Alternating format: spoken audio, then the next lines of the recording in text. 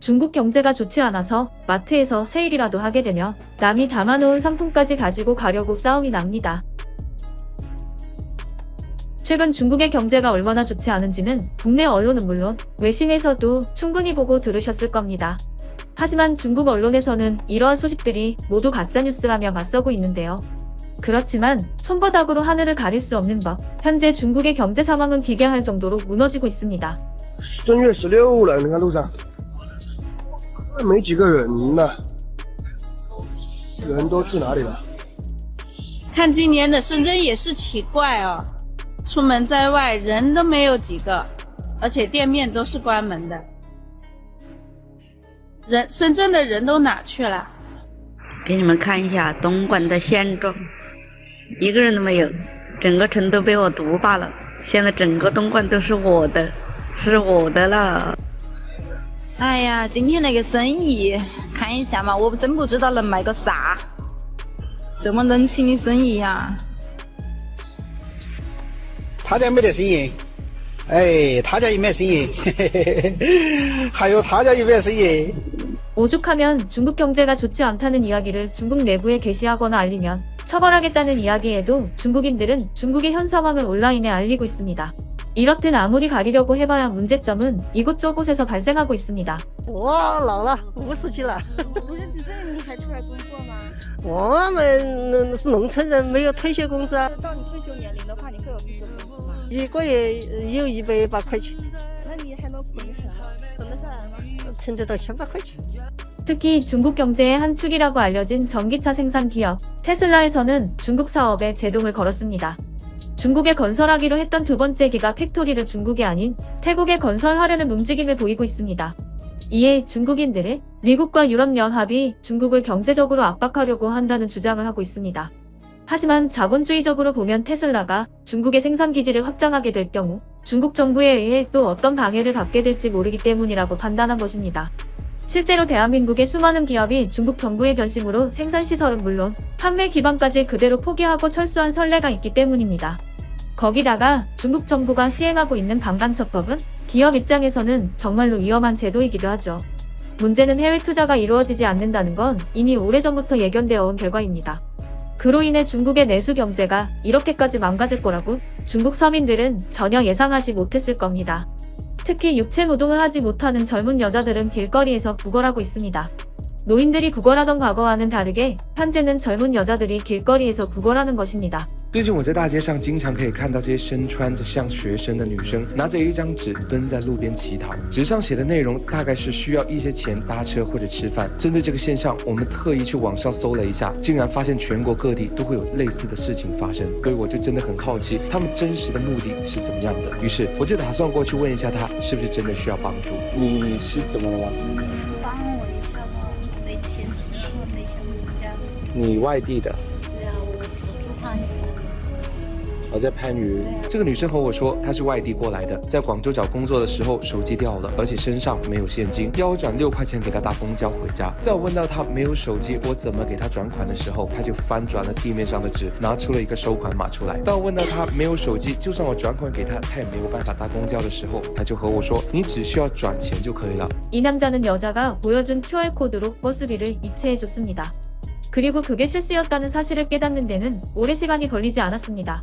但是在我转完之后，她竟然又和我说需要一些饭钱，并告诉我她一天没吃了。你能再转一点钱给我吃饭吗？我不是刚转你了吗？我一天没有吃饭。那我要不买点东西给你吧？我自己买吧，我在附近吃的话，50也可以啊。50？好家伙，吃个饭要50块！哇，你吃饭这么贵的？ 뭔가 이상하다고 느낀 남자는 자리에서 일어났습니다. 在我们走了之后，我以为我转了给他，他就会回家，没想到他又在原地摆了1个小时，而在这个过程中还不断的向路人继续寻求帮助。这个时候我才发现我被骗了。正当我准备要去找他的时候，竟然看到他上了一部车走了。原来这些人并不需要真的帮助， 단순히 구걸이 아니라 도와주려는 사람들의 호의까지 뒤통수를 치는 모습에 정말 영상을 편집하고 있는 저도 놀랐습니다. 이러한 상황이 얼마나 자연스러운지 거지들이 오히려 일반인들에게 돈을 주지 않는다고 시비까지 거는 상황도 자주 발생하고 있습니다. 한술 더 떠서 중국 내부 상황이 좋지 않다고 판단한 중국인들은 태국까지 건너가서 관광객들을 상대로 구걸하고 있습니다. 이들은 관광객을 대상으로 하루에 1만 바트, 한 하루 약 37만 원을 받는다고 합니다. 중국 노동자 실질 월소득이 40만 원이 안 된다고 보면 엄청난 소득인 것이죠. 이들은 조직적으로 활동하다가 태국 당국에 적발되면서 알려졌습니다. 더 놀라운 것은 이들이 전부 심각한 수준의 장애를 앓는 것으로 보아 누군가에 의해 조직적으로 태국에서 구걸을 하는 것으로 의심된다고 합니다. 매일같이 새로운 바닥을 경험하고 있는 중국인들은 현 상황에 어떤 반응들을 보일까요? 예전에는 중국 곳곳에 장인 거지가 있었지만 갑자기 아무도 없게 되었습니다. 저는 개인적으로 이런 사람은 최소한 구금하고 형을 선고해야 한다고 생각합니다. 작은 일인데도 사회 분위기 전체를 망쳐놨기 때문이죠. 이런 영상부터 구걸하는 사람까지 다 거짓말이야. 엄중히 조사해서 처벌해야 합니다. 경찰은 돈이 모이는 계좌를 확인해 사기꾼인지 확인해야 한다. 어린 나이에 공짜로 뭔가를 얻고 싶어하는 사람은 너무나 뻔뻔하다. 이들은 경찰에 신고하면 체포될 것이다. 쇼핑을 하다가 구걸하는 몇몇 처자를 만났는데 내가 차를 기다리거나 식사할 때 잔돈을 달라는 여자들이었다. 그런데 그들은 나보다 옷도 잘 입었다. 공항이나 기차역까지 버스를 탈 돈이 없지만 나보다 옷을 더 잘 입는 사람들이 있습니다. 혹시라도 어쩔 수 없이 중국에 가게 될 일이 생긴다면 이렇게 구걸을 하는 사람들은 무조건 피하시길 바랍니다. 여러분의 호의를 이용하거나 어떤 행위를 하게 될지 알 수 없습니다. 여러분은 현재 중국의 이런 상황에 어떤 의견을 가지고 계시나요? 여러분의 의견 댓글로 남겨주세요. 그리고 영상을 주변에 공유해주시고 좋아요와 구독 부탁합니다.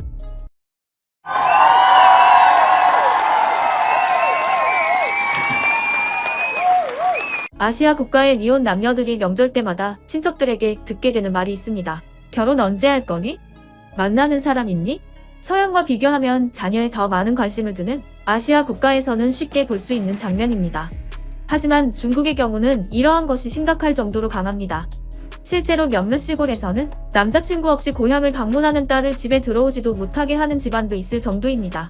그렇다 보니 중국 명절에 귀향하는 청년들에게서는 특이한 두 가지 모습을 볼 수 있습니다. 바로 첫 번째는 귀향 소개팅입니다. 특히 중국의 춘절은 그 기간이 길고 반드시 고향에 돌아간다는 사람들이 많다 보니 부모님께서 직접 하거나 지역 중매인 혹은 중매업체를 통해 소개팅합니다. 그리고 그 중에서는 짧은 시간에 많은 이성을 만날 수 있는 단체 소개팅을 선호하는 사람들도 있습니다. 춘절을 맞아서 고향으로 내려온 청년들이 부모님께서 미리 섭외해 놓은 단체 소개팅장에 왔습니다. 뭔가 분위기가 인력시장 비슷한 느낌이 나네요. 지금 보여드린 영상도 이번 춘절에 고향에서 단체 소개팅을 하는 중국 청년들입니다. 영상에서 보이는 성비만 봐도 아시겠지만 현재 중국의 미혼 남자가 3천만 명이나 더 많다고는 하지만 실제로 결혼에 관심이 있는 건 여자가 압도적으로 많아서 실제로 결혼을 원하는 비율은 남자가 1명일 때 여자가 9명입니다. 그리고 귀향하는 청년들에게서 나타나는 특이한 모습 두 번째는 바로 여자친구 대행입니다. 咱们看看这位小姐姐，南京本地姑娘出租，可以陪你回家见父母。姓名芊芊，年龄23，身高1.68米，可扮演20到35岁。跨度这么大的吗？还可以演35岁的。有意者请联系微信V115。姐姐表示自己是绿色出租，一天费用呢是1000，预定金100元。哎。 그리고 이 남자는 실제로 여친 대행을 이용해 보기로 합니다. 你好，静静吗？对，我是绵阳的，是兼职。你过年不回去吗？他住在这儿，还给这儿钱来用。一般租的都是回家过年嘛，应付一下父母什么的。我上次接了一个，那真的才是特别搞笑，他居然就是为了收那个份子钱，然后结个婚赚了10多万。那他有没有把钱分给你呢？就是原来租女友还能假结婚。那个我们交换一下身份证。啊，你都28了吗？确认他身份证就可以了吗？不怕遇到坏人什么的吗？在我一开始接触这个行业的，这个我还真不好说呢。反正我身边是没有哈。其他的话，你加钱可能有些会愿意的。各位想租女友的小伙伴一定要3思而后行啊！租女友回家过年虽然是为了让父母高兴，但其实这是一种善意的欺骗。 여친 대행이라는 단어는 여러 국가에서 존재합니다. 특히나 일본에서 가장 흔하게 볼 수 있는데요. 그러나 중국의 여자친구 대행은 조금 특이합니다. 고향에 같이 가서 부모님께 결혼할지도 모르는 여자라고 소개를 하는 것입니다. 그렇게 1년에 한두 번 부모님을 속이고 넘어가는 데 이용하는 게 바로 중국의 여자친구 대행이죠. 중국에서는 아직 결혼 생각은 없지만 그래도 진지하게 만나는 경우 명절에 부모님께 이성을 소개해드리는 경우가 많습니다. 그리고 그 대부분은 남자의 고향 집에 여자를 데리고 가는 것입니다. 看到我旁边这位小姐姐没有？她就是昨天晚上七夕节我租的一位女朋友。看这位女朋友身材不错吧？虽然咱们才认识2个晚上啊，到了我家里，在我父母面前了，你一定要装作我们认识了很久，因为我18岁的时候，我爸妈就催我结婚。 이후 추가되는 사항에 대한 가격을 설명하고 있습니다. 참고로 이 중국 여성의 기본 수수료는 500위안이라고 합니다. 只要你把我今天这一单，你要是给我弄得满意了，把我的，反正我们待的时间也不久，就2个晚上，然后就到了。 실제로 중국 정부에서도 암묵적으로 허가를 해주고 있는 사업인데요. 오죽하면 체인점까지 있을 정도로 그 인기는 날이 갈수록 커지고 있습니다. 이 영상은 한 중국 기자가 여친 대행업체에 잠입해 취재한 영상입니다. 영상은 제가 모자이크 처리를 한 것이 아니며 영상에 등장하는 여성들은 전부 휴대폰을 잡고 고객과 사전 미팅을 하고 있습니다. 지금 보여드리는 이미지는 여자친구 대행의 기본적인 메뉴판으로 이 중국 여성의 경우에는 부모님에게 소개해드리는 경우에는 1일 기준 999위안, 한화로 약 18만원 정도를 받는다고 합니다. 그 외에도 밥 같이 먹기나 영화 보기 같은 일반적인 메뉴도 있습니다. 최근에는 웹사이트나 전용 앱에서 쉽게 볼 수 있다고 합니다. 문제는 돈이 가는 곳은 쉽게 변질한다는 것입니다. 앞서 제가 설명한 것처럼 여자친구 대행은 체인 사업까지 있을 정도로 중국에서는 돈이 되는 사업입니다. 그리고 돈을 더 벌기 위해서 더 수위가 올라가는 것입니다. 제가 직접 단어를 말하지는 않겠지만 이 영상을 보시는 여러분은 어떤 것을 말하는지 아실 겁니다. 이에 중국 언론 기자들이 잠입 취재를 하기도 했는데요. 过年能赚4万多，日租女友到底是个什么行业？有记者对此进行了专门的暗访揭秘。在一家名为租友网的网站，记者进行了会员注册，很快就有一个叫木木的女子主动与记者联系。根据该女子称，自己是师范学院毕业，29岁，看照片需要发20元红包，租金1000块钱一天。她表示自己有本职工作，过年过节是租女友的高峰期，尤其是过年根本忙不过来，就会介绍同行去，租金也飞涨，自己光抽成也能够赚2万多。去年过年自己合计挣了4万多，目标客户年龄基本都在30岁左右，这个年纪也基本是被催婚的年纪，客户要求最多的是陪见父母。 하지만 앞서 말했듯이 중국 정부에서 암묵적으로 허가를 해주고 있습니다. 명절에 여자를 남자 집안에 소개해준다는 중국의 전통 문화에 도움이 된다고 판단하는 것입니다. 문제는 앞선 인터뷰 영상에서도 보셨다시피 신부값까지 받아내는 등 또 다른 사회 문제로 번지고 있습니다. 현재 중국의 결혼시장은 신부값이라고 불리는 차이로 인해 전문 범죄 조직이 생길 정도로 중국의 결혼시장은 또 다른 큰 돈벌이가 되고 있습니다. 개인적으로는 이러한 여자친구 대행 같은 개념을 절대로 이해를 하지 못합니다. 여러분은 이러한 개념에 대해 어떤 생각을 하고 계시나요? 댓글로 여러분의 생각 공유해주세요. 오늘 영상이 마음에 드셨다면 멤버십 가입으로 저에게 큰 힘이 되어주세요. 그리고 영상을 주변에 공유해주시고 좋아요와 구독 부탁합니다.